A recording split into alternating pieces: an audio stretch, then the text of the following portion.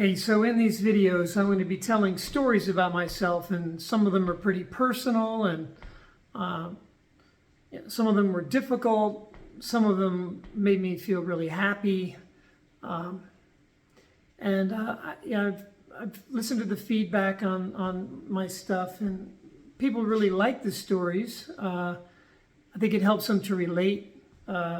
But some people think there's some sort of masturbatory exercise and sort of like a puff piece on little me that wants to like be affirmed by the world for who I am. But the truth is, I actually don't really want to tell you lots of stories about myself. I would rather just download the information. But it doesn't appear that the human mind responds well to that. We seem to want to feel into somebody else's story so that we can kind of play around in there and kind of imaginatively try it on for size. And then it seems maybe later in the actual physical world that we live in, we maybe will avoid something that we've learned from in our imagination, or we'll actually go ahead and experiment with it. So like, just to give you an example, I could tell you, let's just say I was a tennis player who just happened to have a little more experience than some other tennis players because I'd been playing for a long time. Maybe I had some success.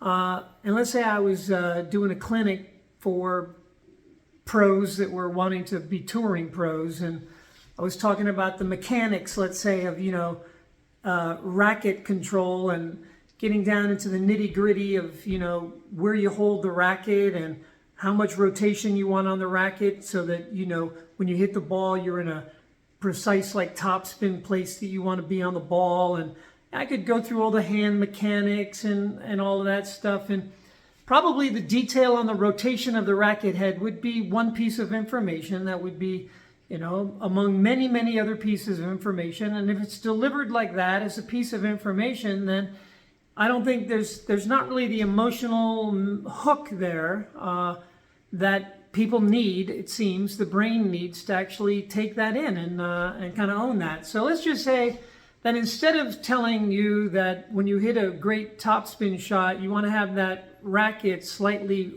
pre-rotated in your hand, so you actually, maybe you're not just vertical to the ground, maybe perpendicular to the ground. Maybe that racket's like doing that, right? So you're holding your hand, you're like, say I told him a story, I was in the semifinals of the US Open, and it'd been a tough tournament. I was excited because it was the furthest I'd ever advanced, but I was kind of weary. I was playing somebody that I'd beaten many times before, but like they were just owning me. And every time I hit my normal killer shot to their backhand, they just jumped all over it and like took me out. And I was like, I lost the first set 6-1, and I had no answers, no solutions. And my coach was watching me, and I had a blister on the inside of my thumb, between my thumb and my forefinger, that I had developed because I had been playing my ass off in the tournament.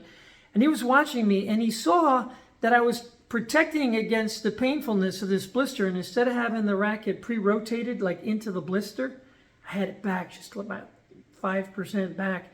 And as a result, instead of my forehands like topping up another 6 inches or so into this guy's, discomfort zone, he had him right in his wheelhouse, and he just splattering him wherever he wanted to hit him.